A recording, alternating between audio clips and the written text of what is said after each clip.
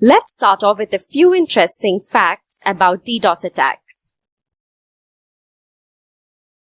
Cybercrime magazine stated that the total number of DDoS attacks globally are anticipated to double to 14.5 million by 2022. Now that's a huge number, isn't it? Also, given the current situation with the COVID-19 pandemic, every sector is operating virtually. Thus, the attacks are growing more significantly than normal.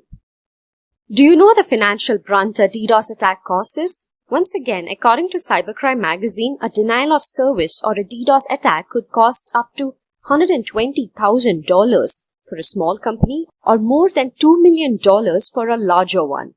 With financial loss, even reputation gets hampered.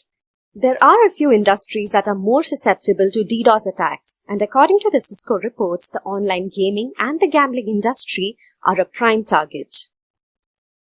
Now let me talk about a few real-life DDoS attacks that have happened in the past. Our first example is the DDoS attack faced by Dyn. Dyn is an internet performance management and web application security company that was acquired by Oracle in 2016.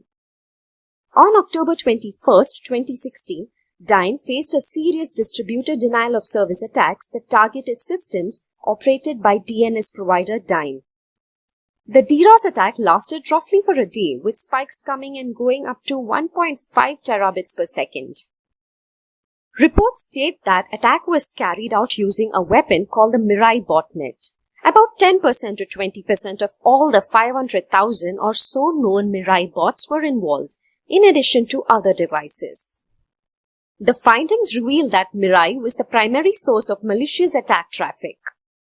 The attack affected a large number of users in North America and Europe. Several large businesses with high traffic like Amazon, Quora, Airbnb, HBO, the New York Times, Twitter, Visa, and CNN were affected.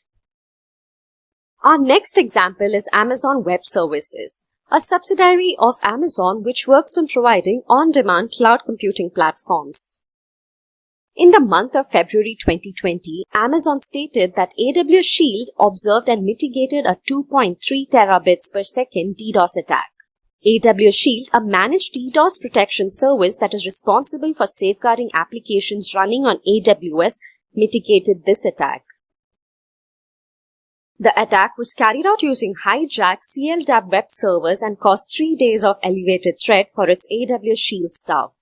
The DDoS attack had a peak volume traffic of 2.3 terabits per second, which is the largest ever recorded. Detailing the attack in its Q1 2020 threat report, Amazon said its AWS Shield service mitigated the largest DDoS attack ever recorded, stopping a 2.3 terabits per second attack in mid-February this year. Now that we have seen a few real-life DDoS attacks, let's move on to understanding what exactly a DDoS attack is. You might have often come across the word denial of service attack, right? So is it the same as DDoS? Well, they differ with respect to a few parameters. A denial of service attack takes place when a computer is used to flood the target server or network with traffic. By doing so, its resources and bandwidth are exhausted. The motive of the attack is to deny normal legitimate service requests and user access. As you can see in this image, we have the attacker's computer sending traffic to the target server here. Now, let's speak a bit about the DDoS attack. A DDoS attack works closely like a denial of service attack.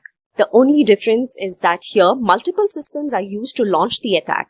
You can call DDoS attack as a large-scale attack operation based on a denial of service attack. DDoS stands for Distributed Denial of Service. Here, several systems target a single system with malicious traffic. When multiple systems are used, the attacker can put the system offline more easily. DDoS attack is faster than a normal denial of service attack, and DDoS attacks are difficult to trace.